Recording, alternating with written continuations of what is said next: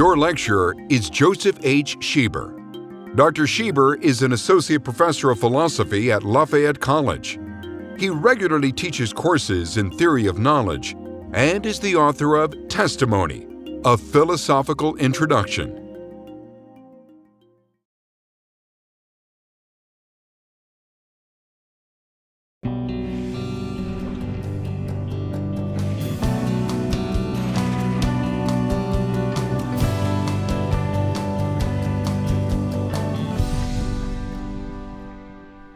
One topic of discussion among professional philosophers that might surprise you is how to deal with the airplane conversation. If you fly often, you'll have had a version of the airplane conversation yourself. You'll talk with your neighbor in a nearby seat about where you live, where you're traveling, and eventually the talk will turn to what you do for a living. Now, philosophers, as a rule, dread this part of the airplane conversation, the part where they have to admit that they do philosophy for a living. In fact, they dread it so much that I've spoken to a number of colleagues who admit to lying and claiming to do something else, even teaching math. And how self-conscious about your profession would you have to be that you'd rather have people think that you teach math? I'm lucky, however, because my area of research, the theory of knowledge, couldn't be more topical nowadays. Within the last week, have you heard a report, read an article, or had a conversation about fake news? How about artificial intelligence or big data? All of those pressing issues in contemporary society have to deal with knowledge, how we acquire it, how we preserve it, how we communicate it. Hello, I'm Joseph Schieber, professor of philosophy at Lafayette College. In these lectures, we'll explore many of the lessons that the philosophical theory of knowledge has for us today. Yes, we'll have an opportunity to talk about theories that have implications for discussions of fake news, artificial intelligence, big data, and many other topics besides. But we'll also encounter some of the greatest thinkers in the Western philosophical tradition. Thinkers like Plato, Descartes, Hume, and Kant. That's all to come, however. In this lecture, I'd like instead to look at a very recent discussion in the theory of knowledge that concerns the relationship between a certain type of knowledge, imaginative knowledge of personal experiences and our preferences for those experiences, and rational decision-making. It will turn out that a very commonsensical way of deciding on the basis of personal experience is in fact not rational at all. So in this lecture, I'll introduce the common sense way of thinking about the relation between personal experience and rational decision-making. It turns out that a problem arises when you consider the implications of that relation. I'll also discuss a way of preserving rational decision-making, but a way that perhaps requires us to sacrifice common sense. Then I'll talk about some general lessons that this discussion might offer for thinking about knowledge. Lessons that we'll encounter again in future lectures. As I hope you'll come to see in subsequent lectures, thinking philosophically about knowledge will help you to formulate rational solutions to real-world problems. I want to begin, however, by considering a recent challenge to common views about the extent of our knowledge and rationality. This challenge was formulated by the philosopher L.A. Paul of Yale University.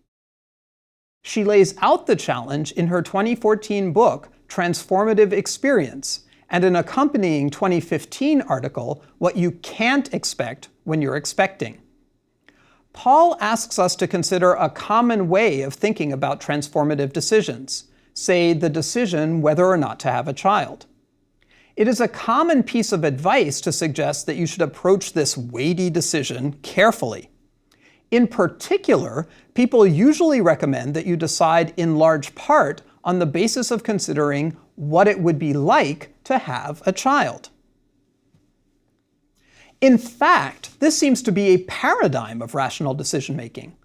First, you need to ensure that you are in a situation in terms of your maturity, financial security, and physical health to have a child. After that, you and your partner imagine what it would be like to have a child, imagine what it would be like to remain childless, and then compare the two possible futures. Only then, when you have decided which of those possible scenarios seems to promise a more fulfilling and happy life, would you choose which course of action to pursue.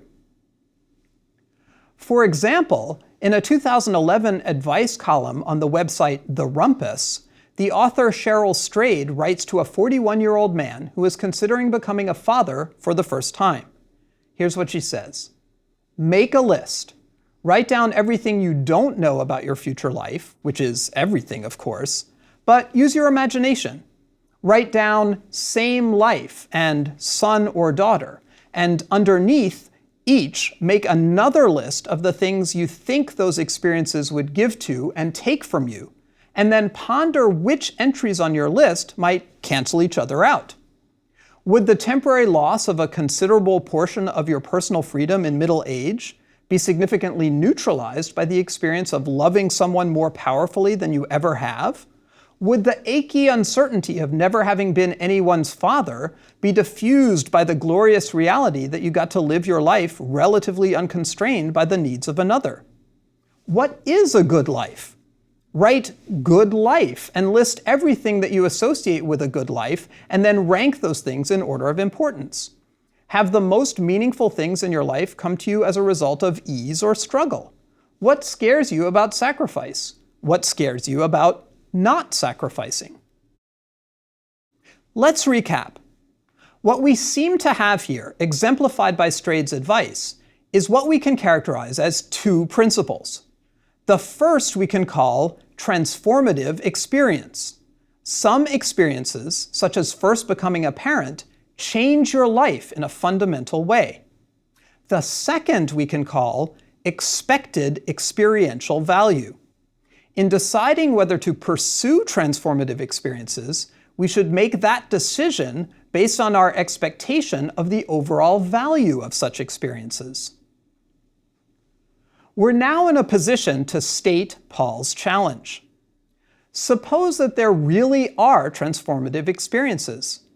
The problem is that, if there are, then making decisions about such experiences based on what you expect the value of them to be is irrational. In other words, the two principles that we formulated are mutually inconsistent.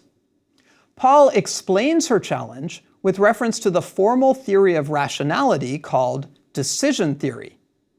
Actually, though, the description that Cheryl Strayed gives in the excerpt from her advice column already provides us with everything that we need.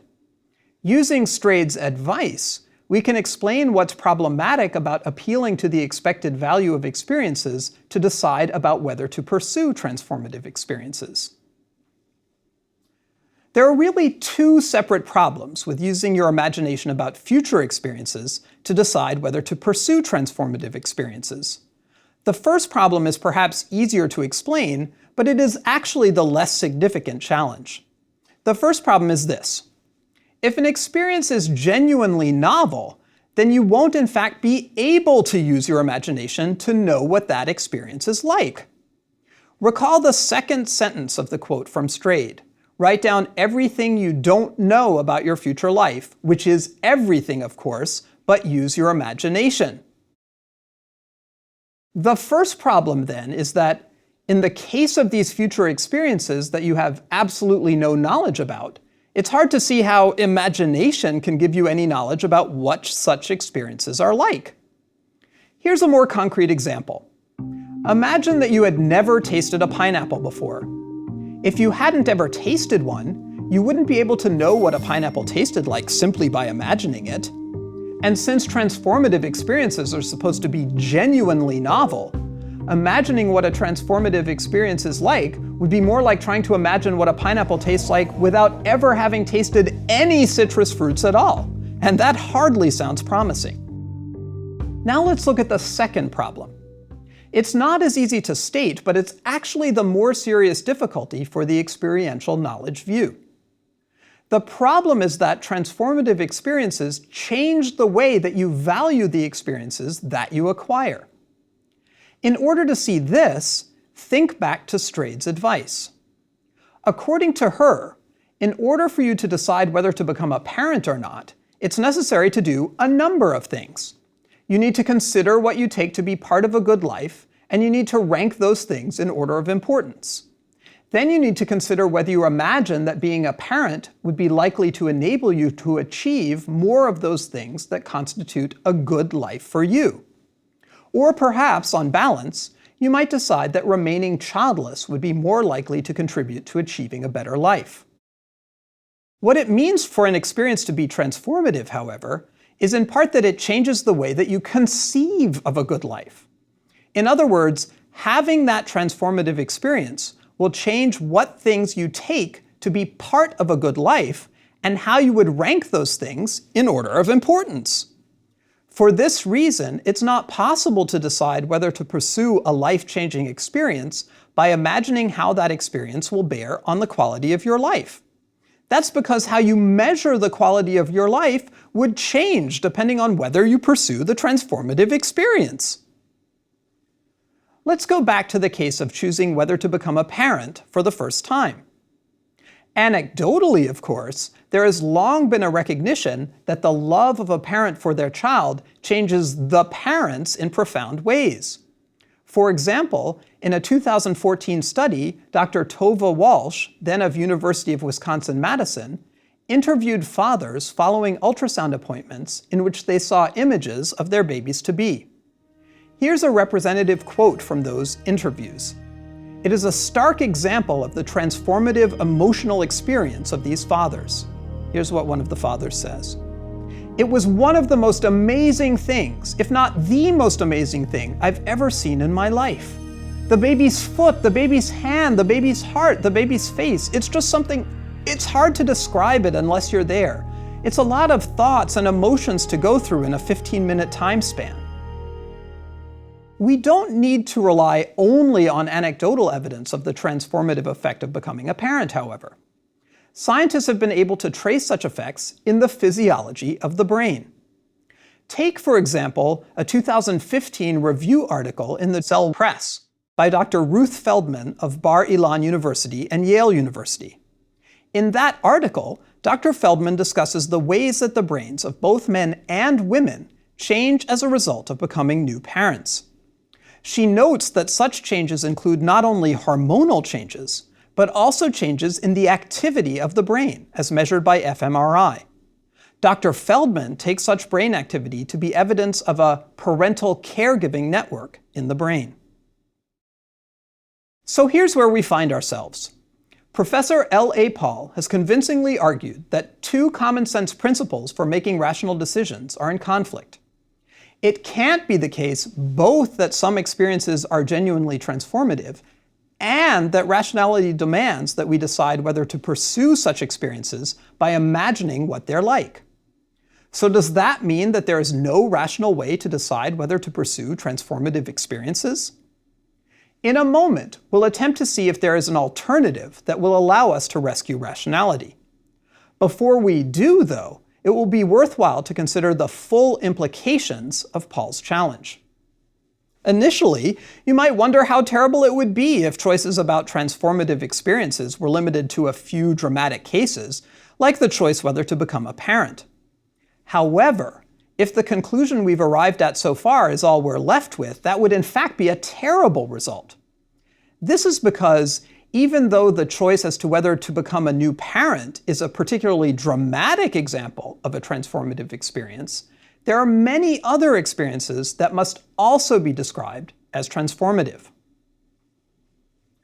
For example, as a college professor, I must often counsel students who are facing the choice between two very different majors.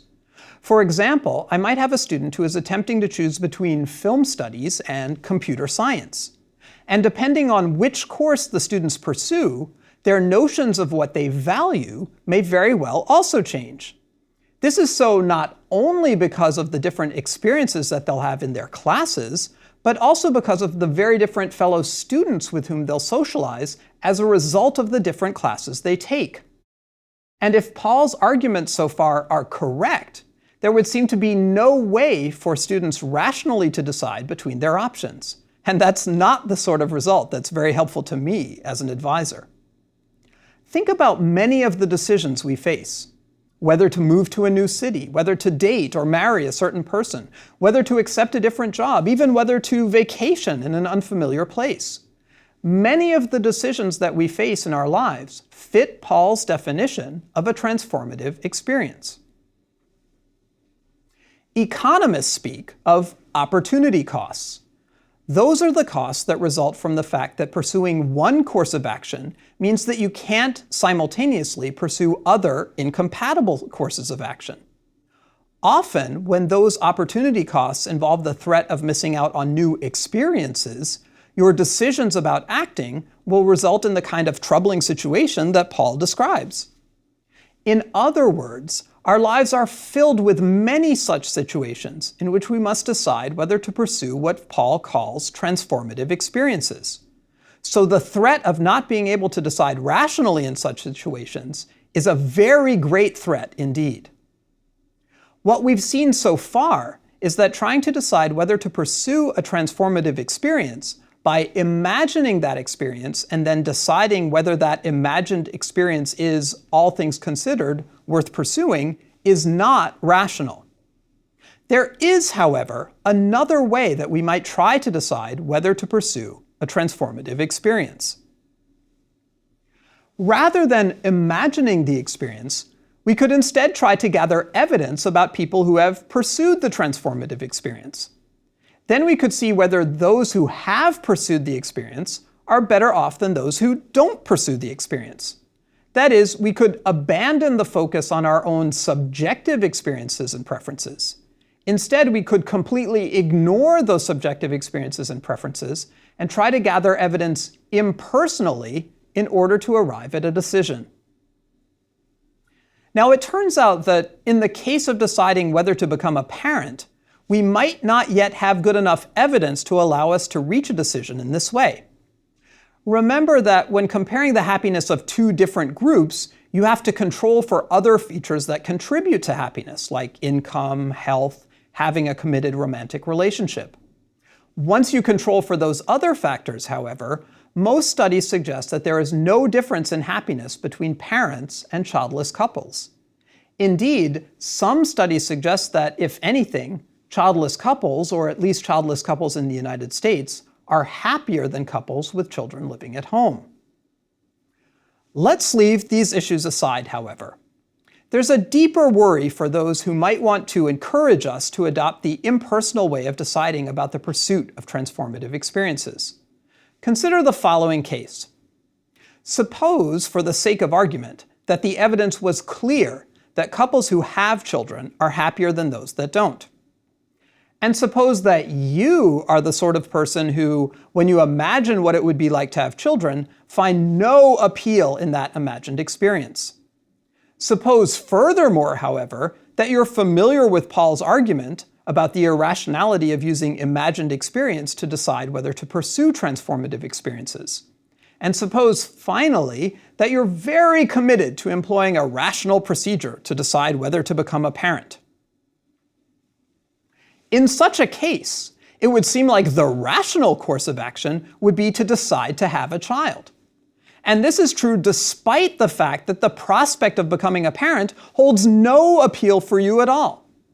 Imagine the funny looks you'd get. "Oh, I hear you're expecting. Are you excited?"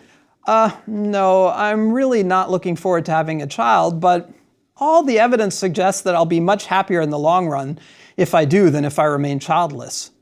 I don't expect a very festive baby shower for you.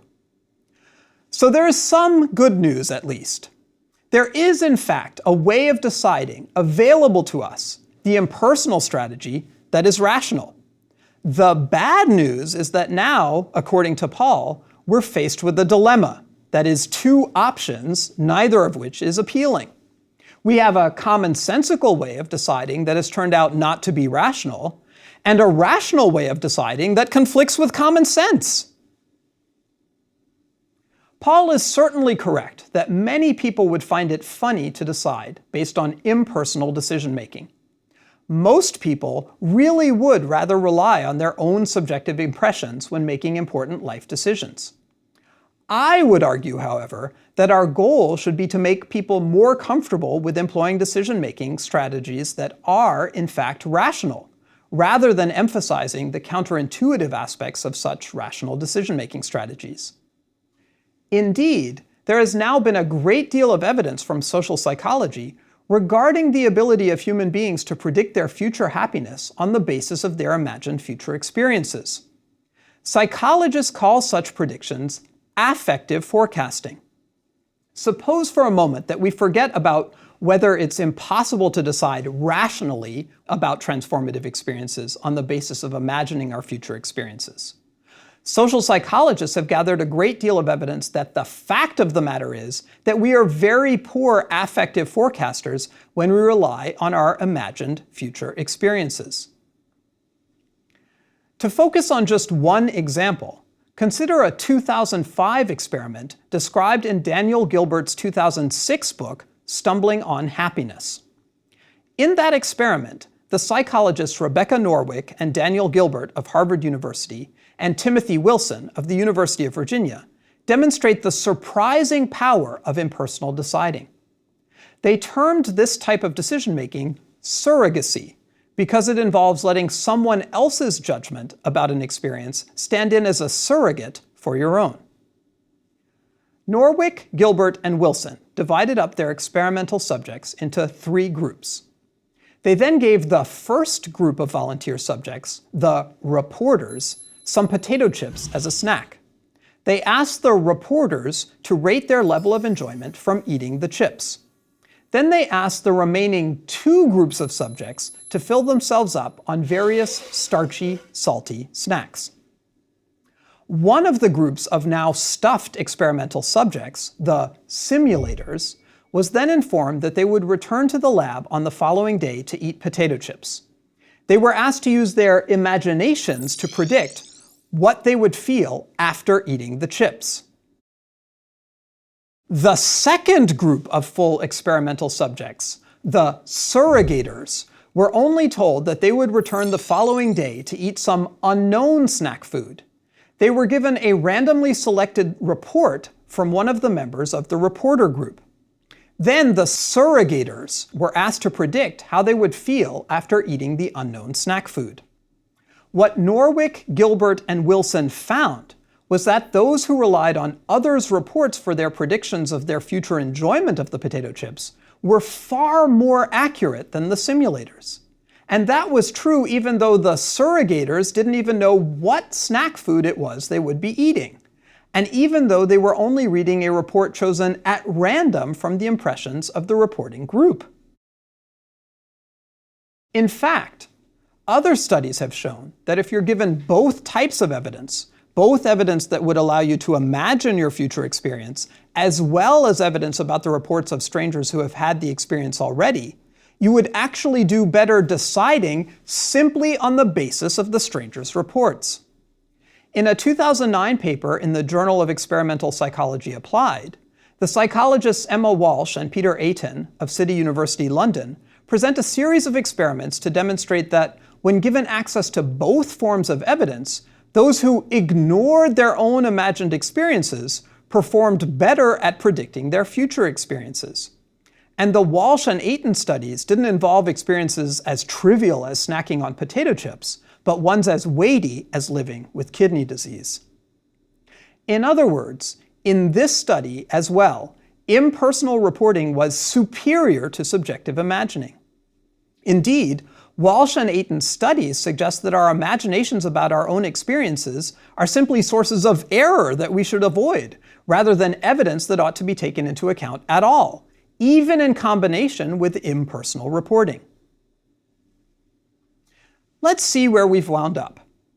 We began by considering a very commonsensical idea about how to make decisions about whether to pursue transformative experiences. According to that commonsensical idea, we should make such decisions on the basis of our imagination about those experiences. We then saw that, as our discussion of L.A. Paul's arguments demonstrated, the commonsensical idea actually clashes with reality. It is impossible to decide rationally about whether to pursue transformative experiences on the basis of our imaginations about those experiences. We then saw that there is an alternative. We can rely on impersonal reports of others' experiences in order to decide rationally whether we should pursue those experiences as well. And we saw that there is actually a large body of social psychological evidence supporting the greater reliability of using impersonal reports of others as the basis for our own decisions about what course of action to pursue. We can draw 3 lessons from this discussion that we'll carry forward in subsequent lectures. The first lesson is that common sense is not always an accurate guide as to which strategies are actually useful in arriving at accurate information or reaching rational decisions. The second lesson is that subjective experience is not necessarily a source of useful evidence upon which to base your beliefs or decisions.